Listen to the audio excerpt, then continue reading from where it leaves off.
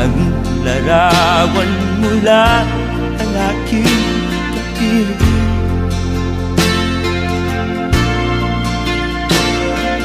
Sulat na binabasa pagsapit ng dilim.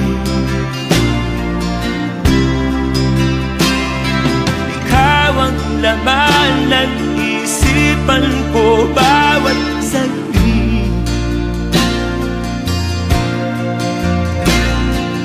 Kung may pagpag lang sana